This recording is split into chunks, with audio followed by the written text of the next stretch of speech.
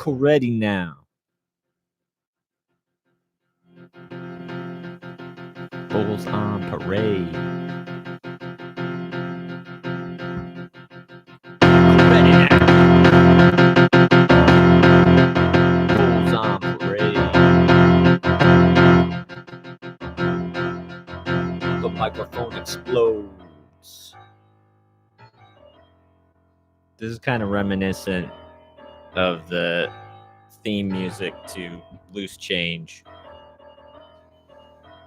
Loose Change, of course, being the super most popular YouTube video ever at the time, or at least the most popular feature-length one back in the day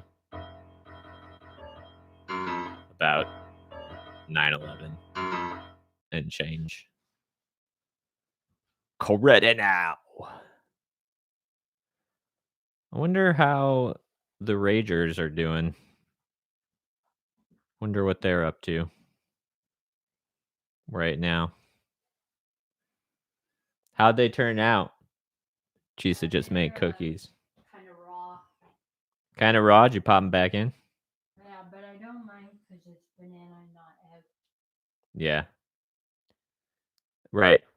Yeah. No one ever got seriously injured from eating a raw banana. Otherwise, we'd be living in a world without. Brought right back around. Well, here we are in another episode of what can only be described as what you up to. Feeling crazy out there, world? I know I am. I think this might be an episode where no one actually listens, as no one's joined the chats, and I didn't text anybody to tell them. Please leave your message to for. remind them. Hi, this is Kevin Arrieta. I think I'll just leave a message for Kevin. Hey, what's up? What you up to? I was wondering if you wanted to go out to the park and play some basketball and high five each other and share a snow cone with a group of strangers. Okay. Call me back or just come on over anytime. Just come right in. Bye. Well, that one didn't work. But you never know. You never know how long I will continue to do this. Let's see. I feel like pretty much everybody's,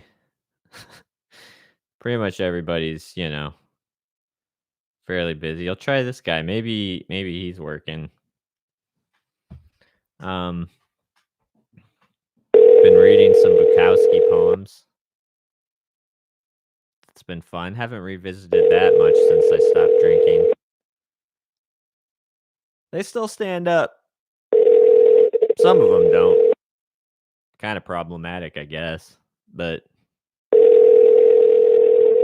still kind of a nice confidence. A low down confidence. Feels good right now. Greetings, my friend. Well, that was an interesting thing. Should have let that play. But I didn't. Let's see here. So many people. Maybe this person. I know this person's working. Because I know what they're working on. But you never know. Sometimes people take a lunch.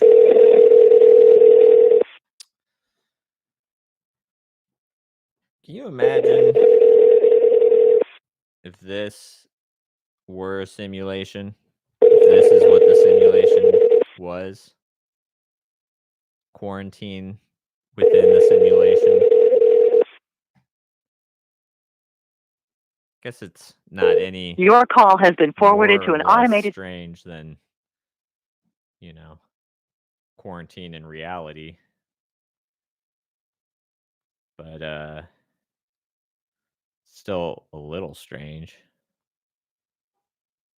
Hey, let's see what this guy's doing. Call up to Portland.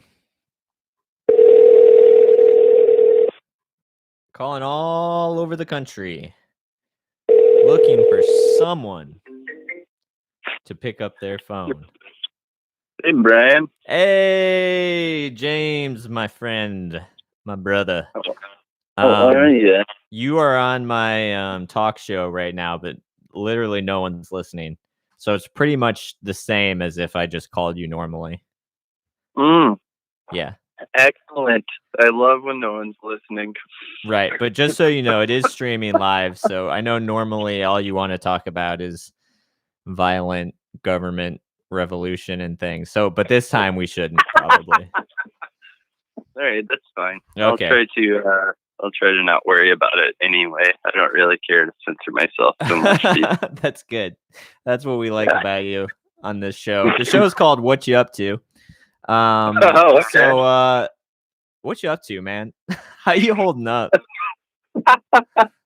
Well, first, what you up to? That I like that name. I'm recording some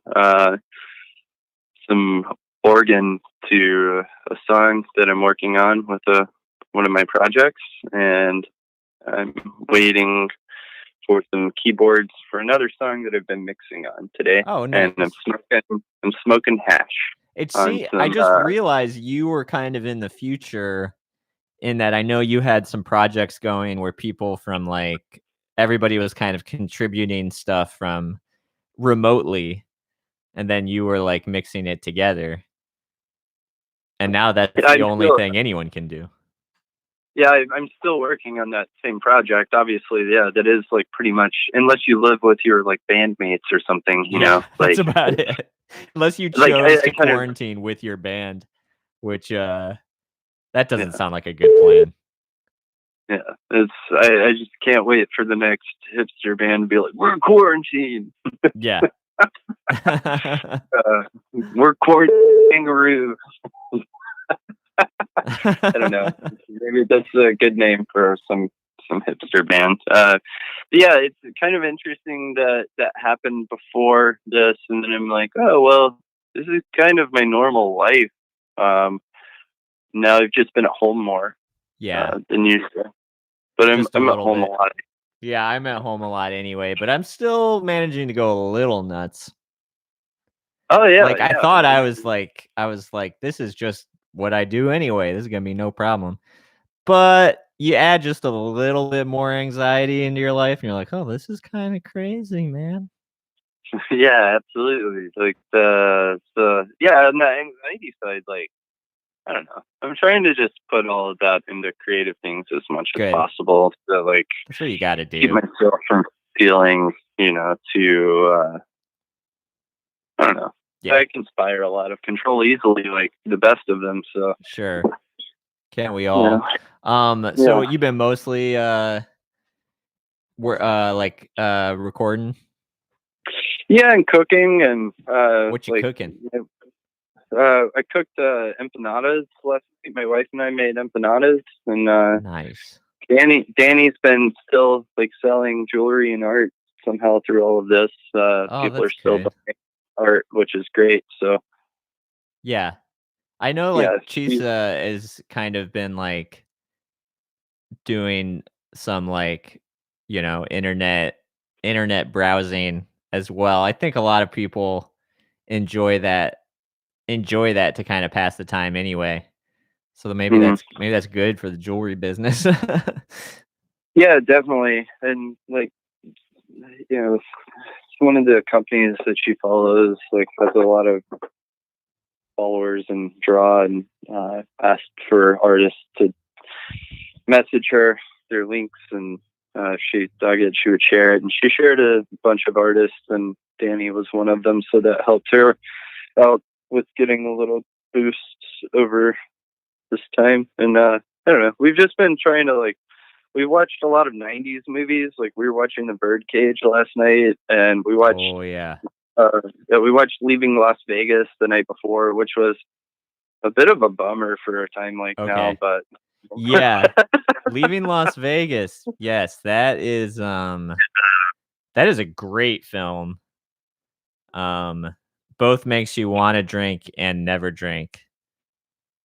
yeah, I think it really absolutely. captures the depravity of drinking, and then also kind of the like the some kind of weird draw about giving up on everything. But wow, yeah, that's a good one. There was another Elvis or not Elvis. There was another Nick Cage movie having to do with Las Vegas where he played Elvis or like an Elvis impersonator. And it wasn't called That Leaving Las. Do you know what it was called? That's what I was hoping for. That's Oh, what that's I was what you were looking anticipating. for? I can't. Yeah, I can't remember which one that is. It but was like a that's what I was polar hoping for. opposite of the other one. Maybe it Yeah. was like going to Las Vegas. Yeah, it may have been like going to Las Vegas or coming to Las Vegas because like Yeah. that one was what I was anticipating. Out of like memory from childhood, because my parents let me watch a lot of movies I probably shouldn't have seen as a young Sure. child. So we watched a lot of like all kinds of things, you know. Yeah. And they would tell me to like cover my eyes Oh, that when kind of like, thing. when there's nudity. Yeah. I don't know. That's kind of funny, but yeah, I was expecting an Elvis impersonator rage cage movie that was full of hilarity, but no, it was It full was of the sexual bleakest assault. movie in the world. Yeah, literally, I'd say one of the more bleak movies ever made. Yeah, Beautiful absolutely. movie, but oh, that's rough. Very sad. Yeah, and a little on the nose as well, but I Yes. like that. You Yeah, know, that's that true. it felt like an '80s crime movie in a way. You know? Yeah, super seedy. I've been reading, or just this morning, a friend sent me like a screenshot of a Bukowski poem, and I pulled out my book of Bukowski poems, and felt like really like good media to jump into right now. Just kind of angry, lonely, but silly stuff. Yeah, I get it. You And know, I mean, it's kind of like his stuff was kind of a little more hopeful than that movie. yeah, I mean, just ever so slightly Yeah. more hopeful. But there's like, I don't know. I think like even if you're being dark in art, it's good to have some kind of like tinge of optimism. If not, then like, why the fuck are you even making it? Right. You know? Well, that's the thing. I Like, liked his blind confidence. Just like he was so like he was more like fuck the world, I'm awesome. I don't even know if I would consider it that. I think he was just making a mockery of the poetry scene. Yeah, that's true. Yeah, he had I one think he was poem about being like you guys are fucking idiots. yeah, I can specifically remember one poem that was just like I sent in the poem. Yeah, they were very postmodern too. A lot of it was like about an editor or about but he was like when he was like I sent in a poem. Uh they wanted another one. I had my kid write one, sent it in. They said it was my best work or whatever. That's pretty good. Yeah. I took a lot of. We met kind of centered somewhat around, well, definitely around music, but then like you went to the poetry club Oh yeah. with us. Yeah, totally. Yeah. No, yeah, we played that. It was like an open mic. It was kind of one of those open mics that like covered everything, which are better open mics, I think. Like Yeah, people were doing poetry. I think you did poetry that night.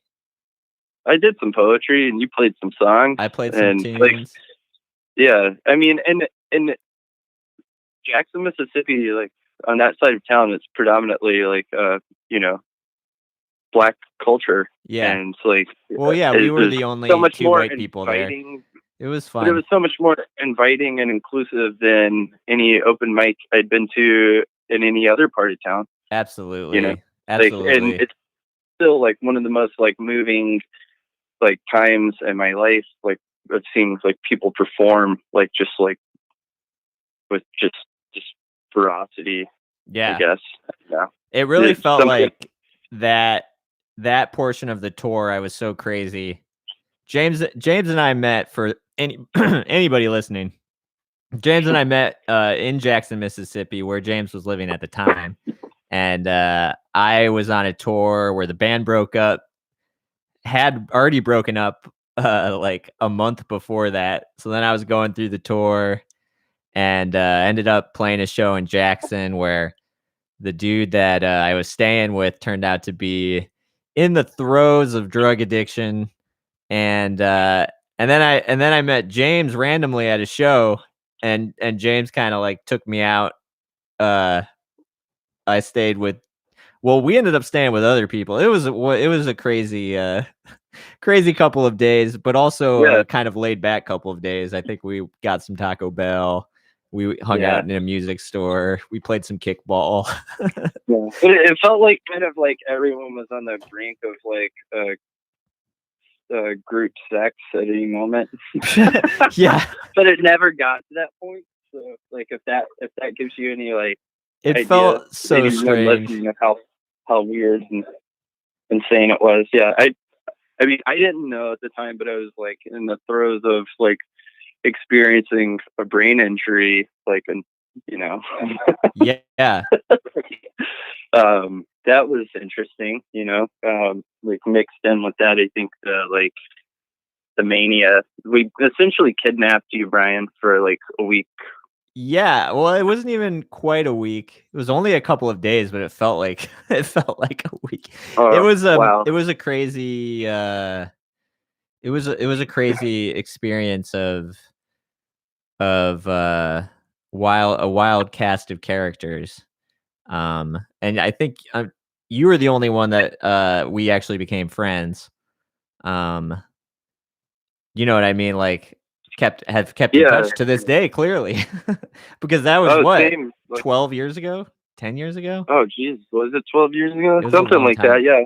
It was Yeah, a while ago. long time ago. I do remember, I think we talk about this almost every time we talk, like sticking my leg through the vent window of Yeah. your conversion van to Yeah. fucking unlock the door with my toes. Right. My legs were long enough to reach it, and no one's arm was long enough to reach it. Right, because it was parked in this dude's driveway who kept telling me that like his roommates wanted the van out of their driveway, but I had locked the keys in there. And so I thought maybe I had lost the keys and I didn't know. I was like, I guess I'm starting a new life in Jackson, Mississippi. And then I'm like going through, I see the keys in the back, but I can't reach them. And you're pretty tall, but you couldn't reach it with your arm. So then you stuck your leg in and got the keys with your toes. It was perfect, man. It was perfect. Absolutely perfect. That's all you needed was, and then I gave you my TV that I finger painted and told you to take it on tour with you, which was a good way to get rid of it. It was a great way to get rid of a TV. Yeah. I honestly don't even remember that part of it. Also, Bobby was definitely he was in the throes of something. He was facing some serious personal issues at the time. But like, so he kept like I just remember the day before I left, he woke me up like really early in the morning and gave me like a picture of his family, like a picture of his daughter to take with him, like a framed picture that he clearly just taken out of his house. It was like a wild, like, it was one of those things where it's like, dude, don't do that. Don't give me that. I think his daughter was like dealing with like some childhood cancer at the time. Was that? I don't even remember that happening. I just knew he was facing some a trial, and clearly was Oh yeah, the priority It was a males. three-piece punk band, just 3 dudes in a punk Yeah. band, and they were the Priority Males. I thought that was a great band name. Yeah, I loved Um, his level of confidence about the band, of just like, it was clearly like the thing that was going, you know, the thing that was like keeping him afloat, as music often is. And Yeah. we played that show, like, I just remember going around town with him, and he was telling everybody about the show the night before, and he was just like, and he'd just step over anything I'd say and be like, "Listen, I mean, he was good, but we killed it." I just loved it. Like, some people call him Bobby Bummer just because. Yeah, a lot of people were calling him Crazy Bobby. That was the thing that I found out. That's you. Yeah, in the South, everything's very like very literal with nicknames a lot of the time. So, like Crazy Joe is obviously not the sane one, you know. Yeah. Yeah, it's a Crazy Bobby in this situation, or like Bobby Bummer. Like, yeah, I met him. We pulled up to, or he was there to watch us. He took me to a show the night before at the venue. Okay, so yeah, that's where I met so you. He was there. Yeah, that's where I met you then. So he wasn't playing the night before. Nah, he was just hanging. I think we were playing the night before, maybe. That sounds right. Yeah, because I remember you were doing kind of like you had kind of like a glam vibe going. Like, yeah, I was doing like a glam rock kind of prog rock kind of band. Yeah, I just remember you were decked out. You were decked out. You had like some like pretty intense like glam rock makeup on, and you had all these. You had a bunch of like ice cream sandwiches. Yeah, well, exactly. And I was like, all right, I like this guy. or Christine, she did all the makeup. She does like makeup for movies and stuff in New Orleans now. Oh, cool. She's like a self-taught makeup artist. It's very, very good. That's true, because they shoot so much stuff there now. Yeah, there's like a legitimate scene. One of my friends that I play music with out here, I think he's on a date with Julia Roberts out there. Really? Yeah, I think her name's like Emily Roberts. She's an actress out there. It's like and like the dude from like Arcade Fire would go to his coffee shop and they'd like talk about basketball. There you go. So yeah, there you go, New Orleans. New Orleans. You can be drunk all the time around celebrities. Or I think I was coming from New Orleans. Yeah, from New Orleans, and you were gonna head to Tennessee after. I think to Memphis. I did. I went to Memphis after to play a show, and then I woke up like deathly ill in the parking lot of the bar in Memphis, and not like coming to Jackson and meeting Bobby and the band, the Priority Males, the rest of the band. And they were just like wild. They were kind of normal dudes, but like I could tell Bobby was like some next level shit. And then the other dudes were just telling stories, and it was just like I just felt like this is a different. It felt like my first like real true understanding of kind of the South. Like one of the dudes was just like man, I'd but I don't ever want to take another bullet. And I was just like, oh, wow, we're living different lives, you guys. And then Bobby took me out on the town, and I had a DUI already. I was still drinking at the time, but I wouldn't drink and drive anymore.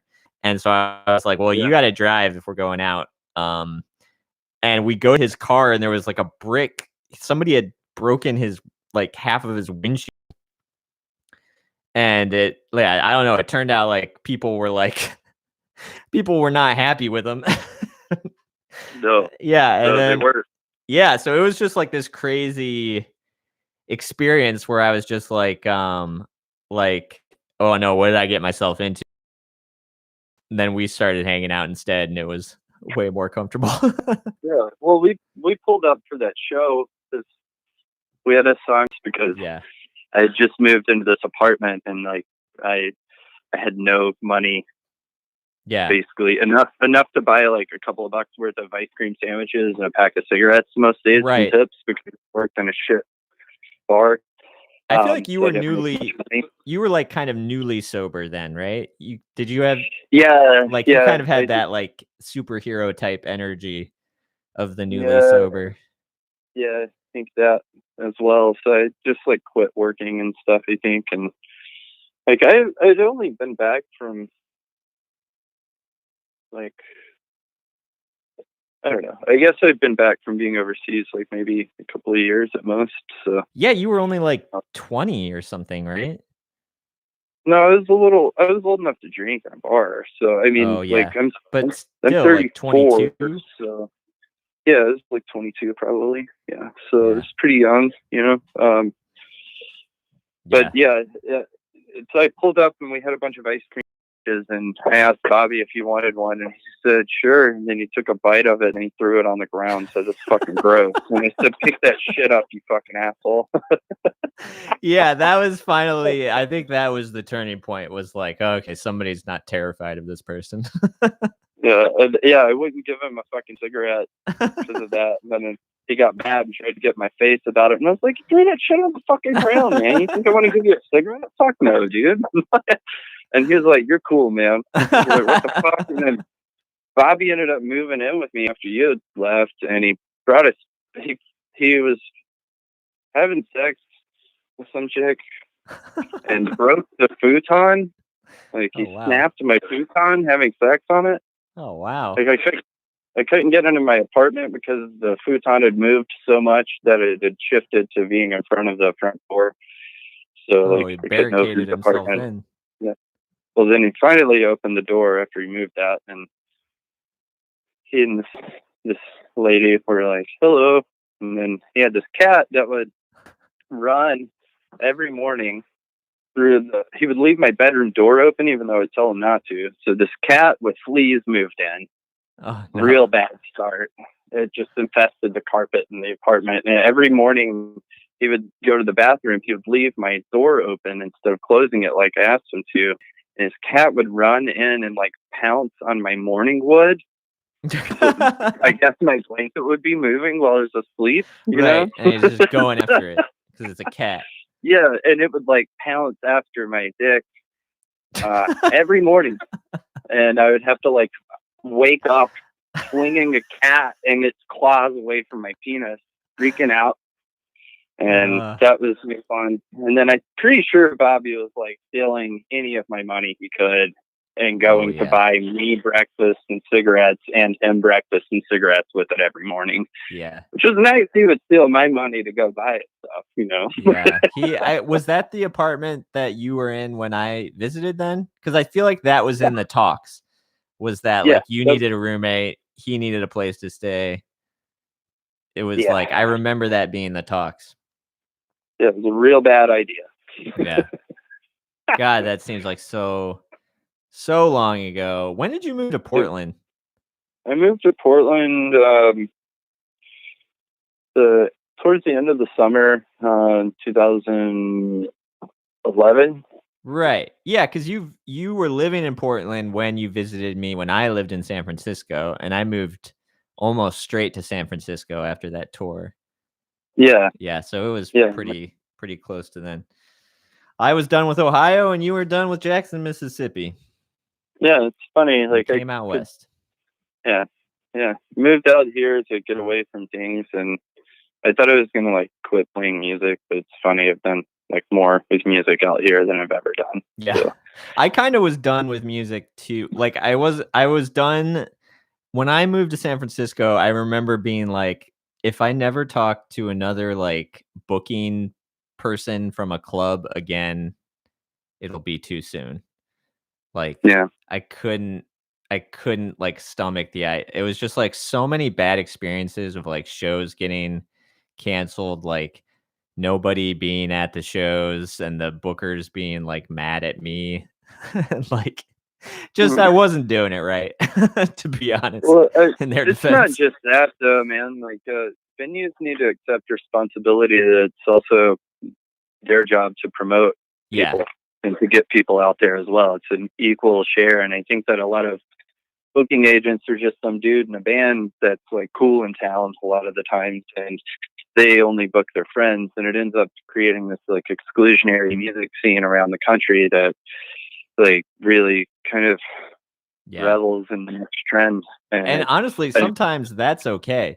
Like if you can bring people to the show, Like no matter what, you know what I mean? Like when there was a scene at the bar, then people would be at the show. But like when you drive halfway across the country and like they wouldn't get anybody out to the show, and you'd be like I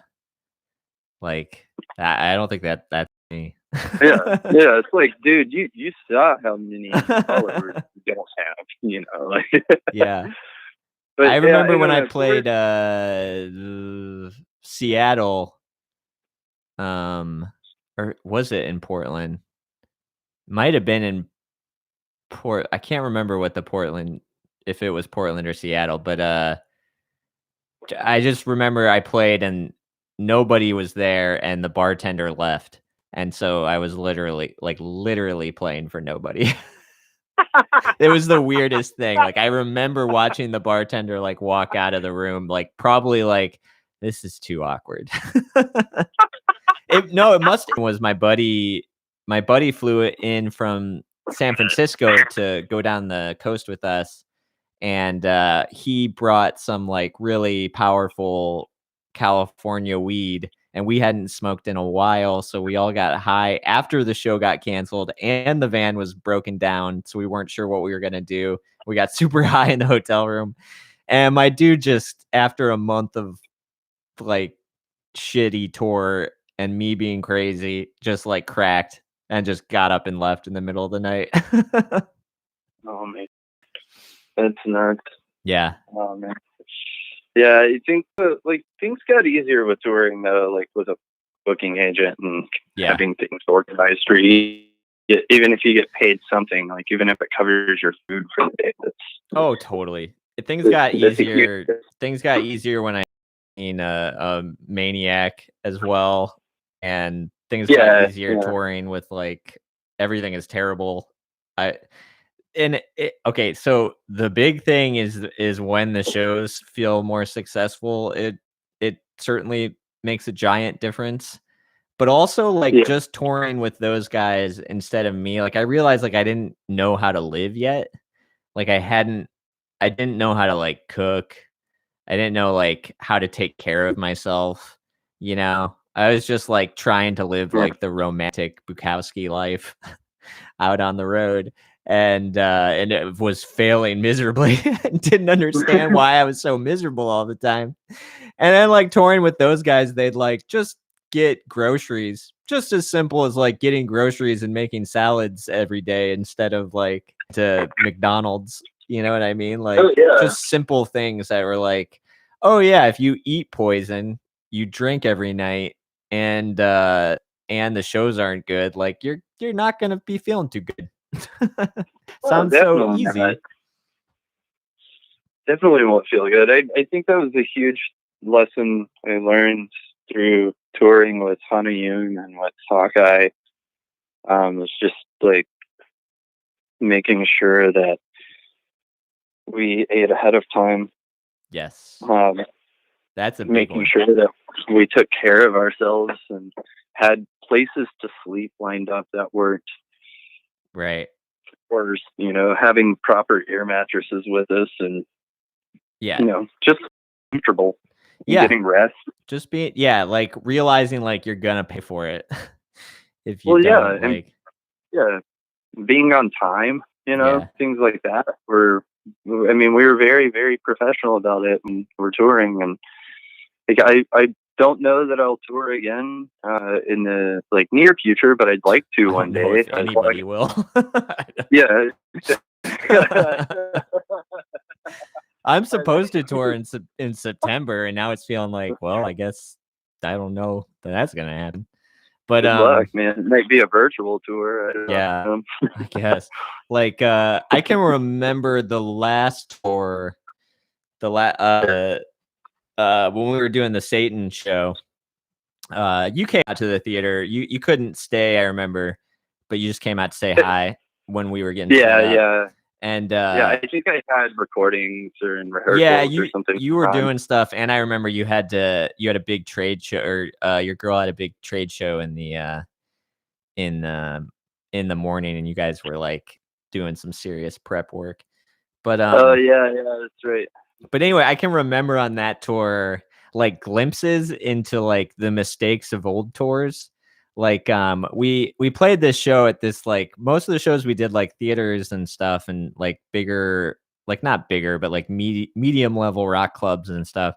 We played one like really divey kind of place that was pretty small, and it was super fun. You know what I mean? Just because like it's fun to do like an everything is terrible show at a dive bar, because like people are so into it and they're, just used to seeing like like a local punk band or whatever. So it's fun to see like a big, like almost pop culture esque production.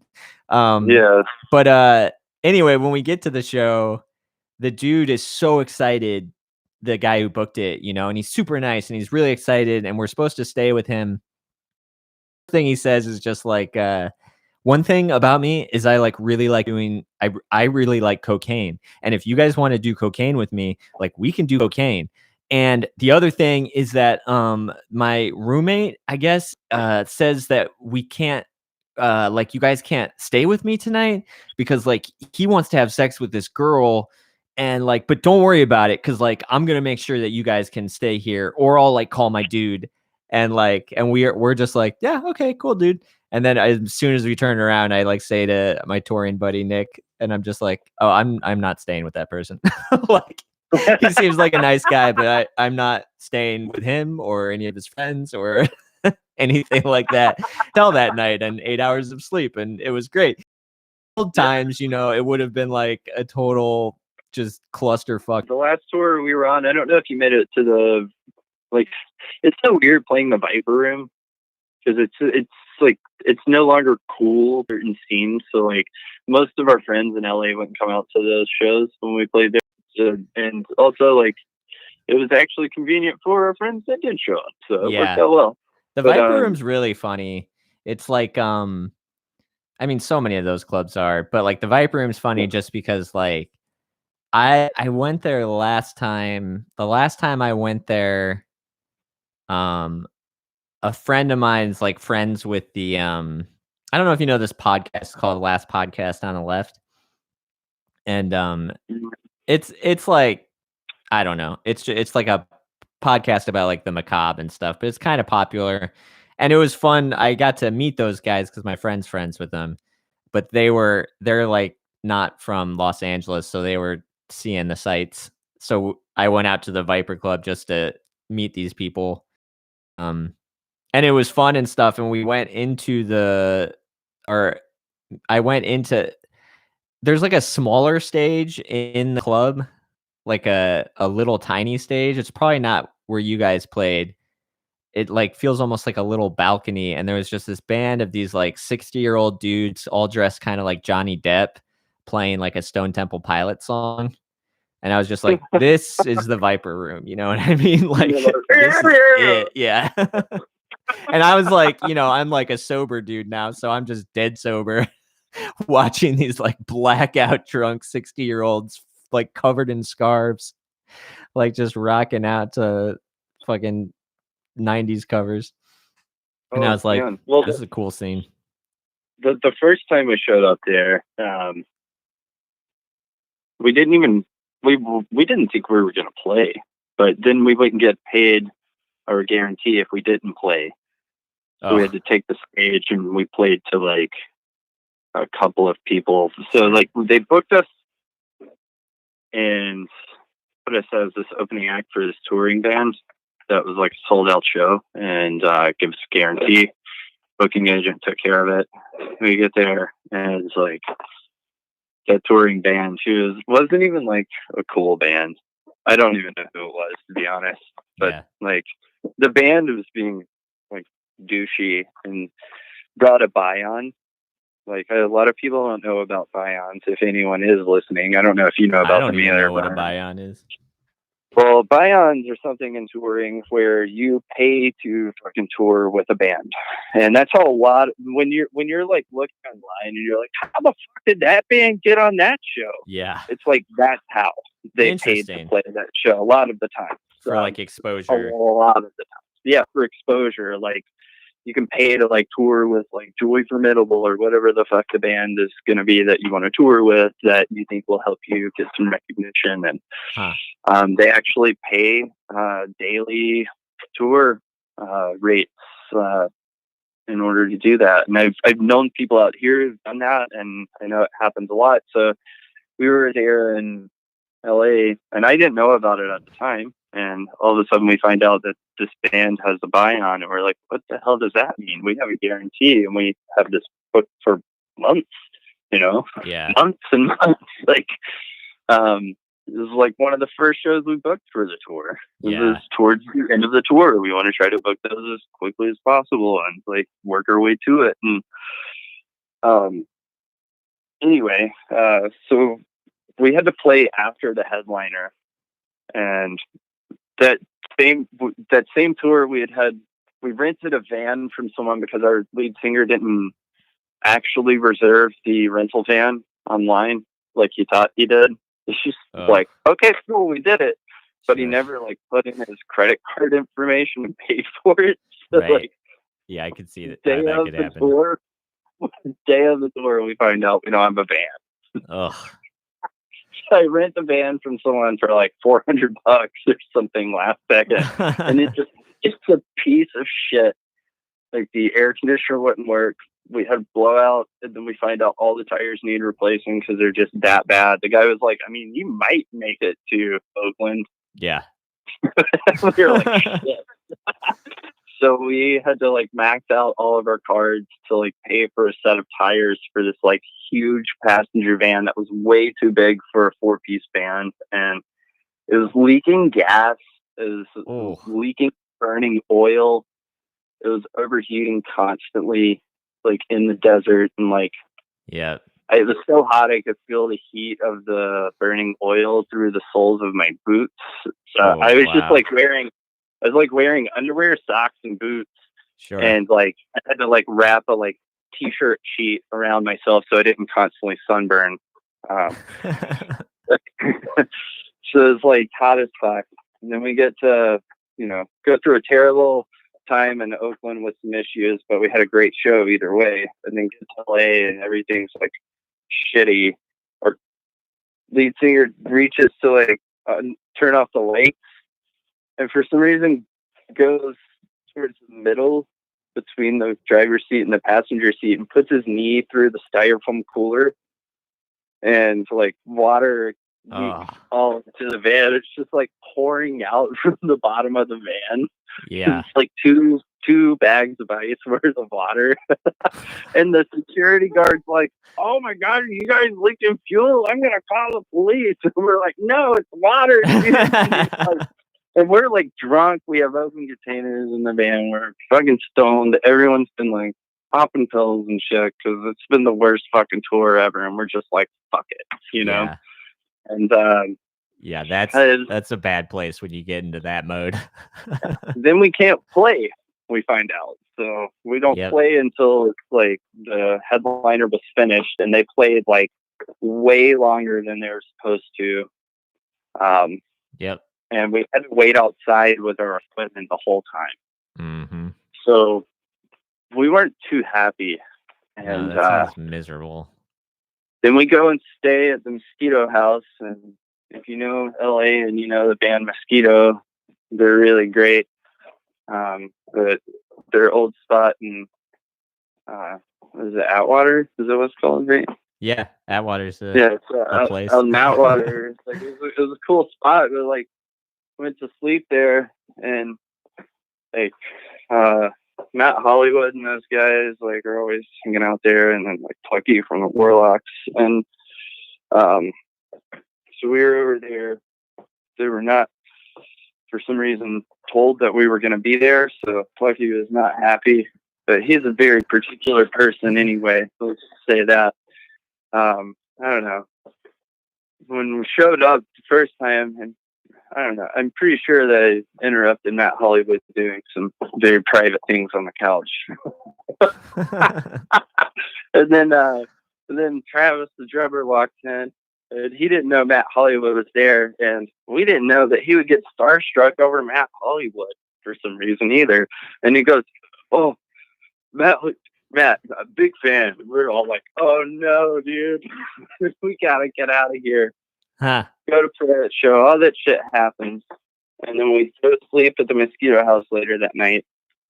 And Travis and I decided to sleep outside on our air mattresses because for some reason it was hot inside the house. Like, I don't know. They were running the heat or something, it felt like, but it wasn't. It's just the summer, you know. Sure. And we wake up to the sprinklers on us in the yard. This is so- like a full-on, like, the Burbs level of calamity. Yeah. It only got worse. Chevy Chase's vacation level of calamity. Yeah. I feel like everybody's if no one knows your band and you tour, this is it. This is pretty much what happens. Yeah. And you come home with like almost no money, if any. Yeah. A lot of the time, yeah, there's no usually money. you lose money. Yeah, usually you're in debt. You're paying to do this. Like, even if you sell tons of merch and stuff, like, and even if you have guarantees, and that's kind cheaper of the to- feeling. Is like that's the experience, right? And then like, why then do all the like club owners and stuff have to be so mean to you? You know, because like they why think can't they that just be nice? Like, you know, like They I think drove you have really to do far this. to do this thing that's clearly a delusional practice here. Like, just let me fucking do it without you don't have to be nice, just don't be mean. Neutral. Yeah, you don't have to. Yeah, you don't have to treat me like a rock star. We know Yeah, we're not. I got You that.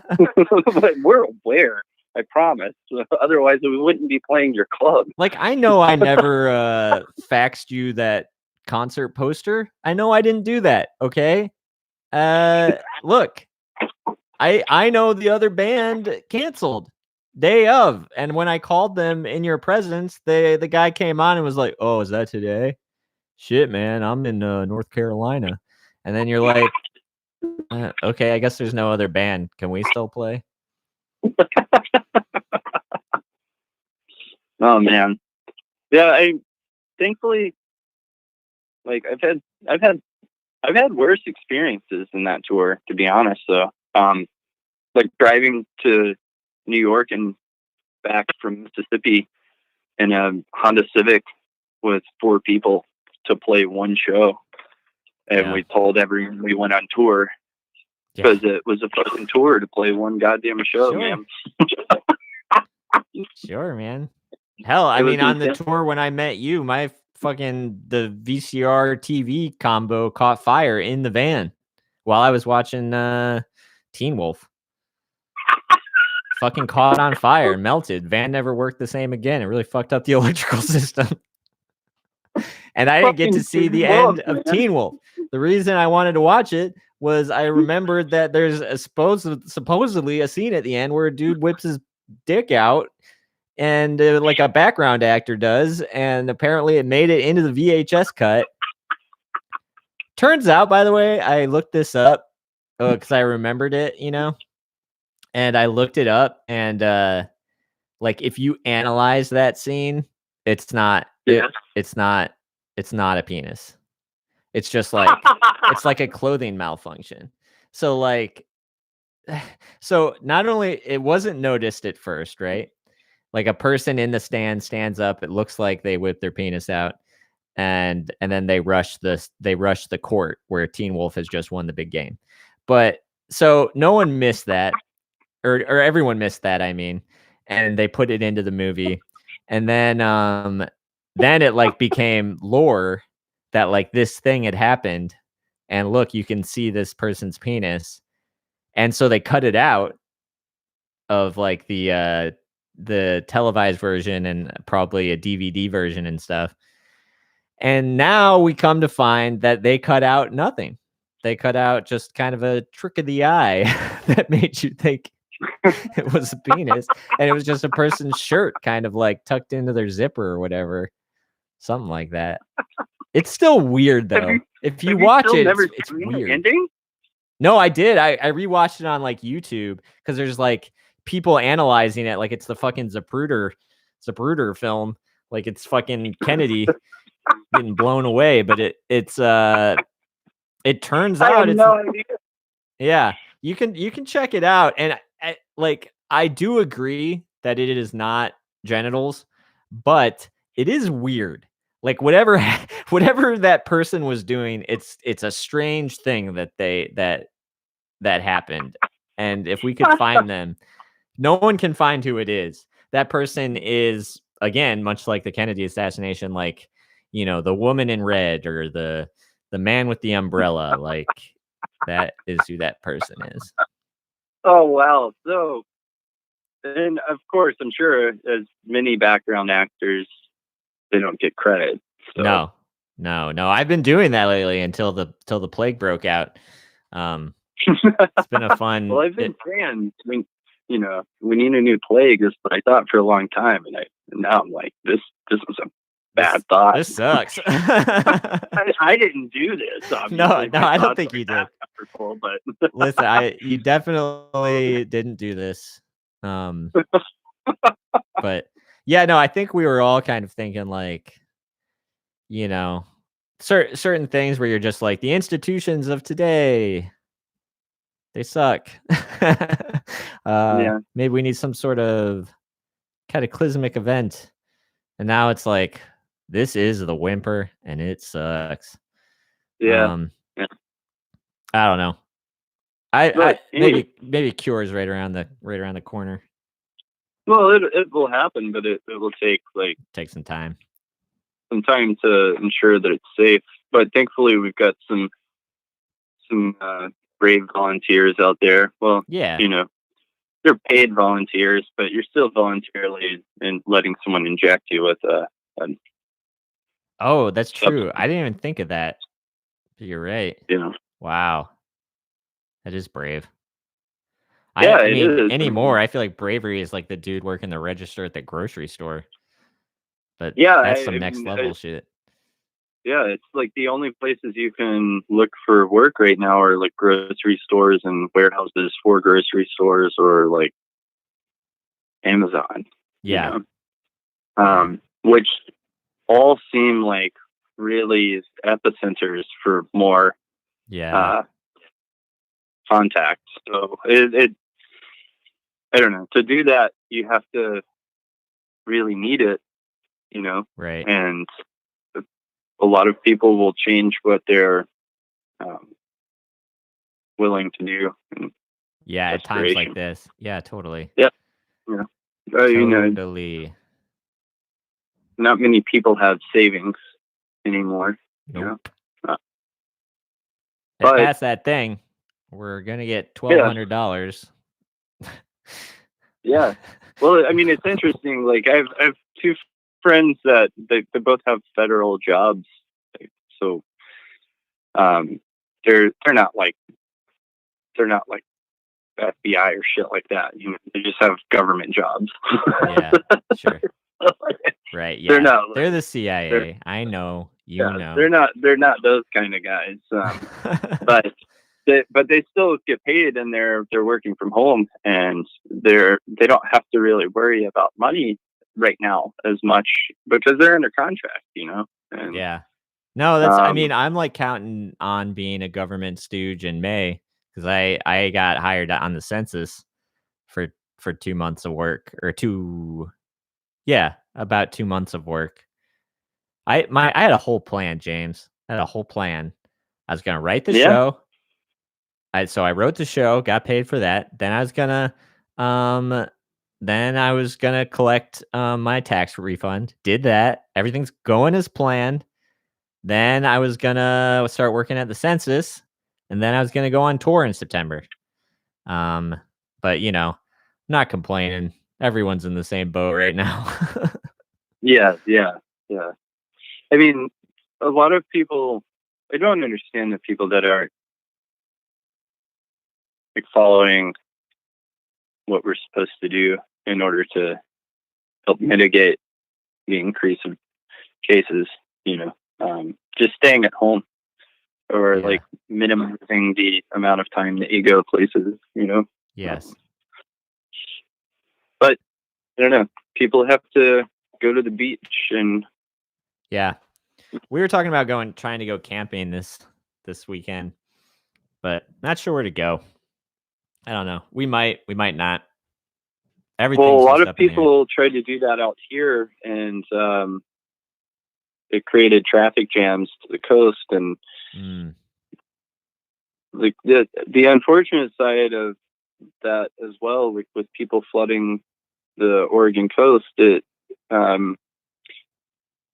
could really create a lot of problems in those smaller towns that have very limited medical resources and facilities.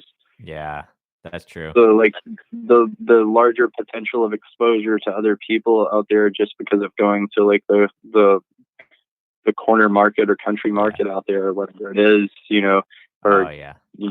things like that. It just, and then people end up being around one another, when they're Yeah. out there. It's already gotten to the point now it's where you have to buy permits to go hiking in certain areas in Oregon just because of how many people go. It tramples the ground so much that it destroys some of the grounds. Yeah. So they have to limit the amount of people that are going. And Yeah. I know they've and- definitely like closed down a lot of parks and stuff because we went like hiking and it was crowded and it just felt like this isn't a good idea.